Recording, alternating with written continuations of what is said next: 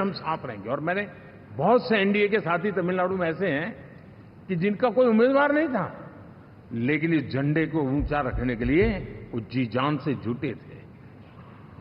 और इसलिए आज तमिलनाडु में भले हम सीट नहीं जीत पाए, लेकिन जिस तेजी से एनडीए का वोट शेयर बढ़ा है, वो साफ साफ संदेश दे रहा है कल में क्या लिखा हुआ है।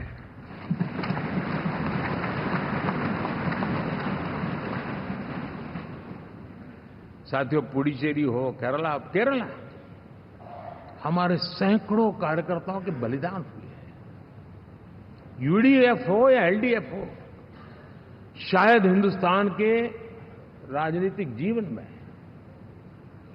इतना जुल्म एक विचारधारा को लेकर के जीने वाले लोगों पर हुआ होगा तो सिर्फ मैं कह सकता हूं केरल में हुआ है। जम्मू कश्मीर से भी ज्यादा हुआ है। उसके बावजूद भी सामने कहीं विजय नजर नहीं आता था। उन्होंने परिश्रम की पराकाष्ठा में कभी पीछे नहीं रहे, पीढ़ियां खपा दी। और आज पहली बार संसद में केरल से हमारा प्रतिनिधि बन के आया।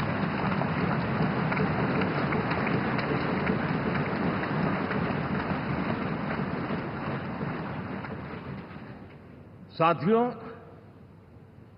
अरुणाचल में हमने लगातार हमारी सरकार बनती रही है और भारी समर्थन से बनती है।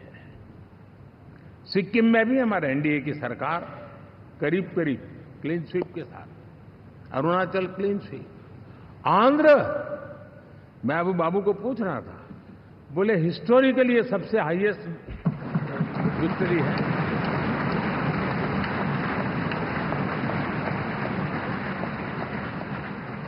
और ये जो यहां दिखता है ना पवन, ये पवन नहीं, आंधी है।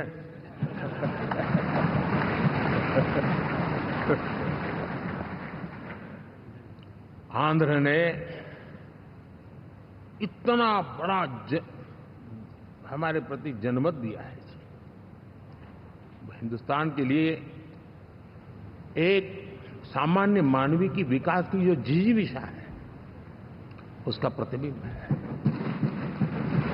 और महाप्रभु जगन्नाथ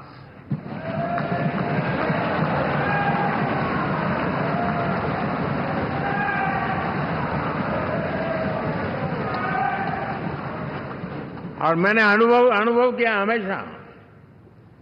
मैं हमेशा मानता हूं ईश्वर के अनेक रूप होते हैं, लेकिन जब मैं भगवान महाप्रभु जगन्नाथ जी को याद करता हूं तो मैं हमेशा मानता हूं ये गरीबों के देवता है।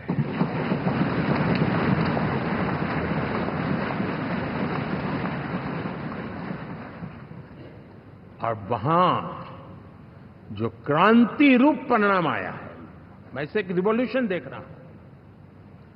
और मैं इसके साथ कह सकता हूं कि विकसित भारत का हमारा जो सपना है,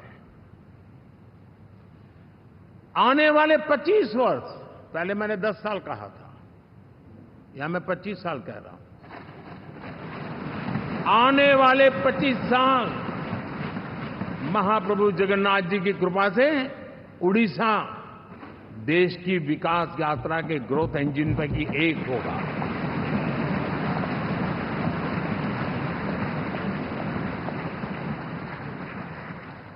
साथियों,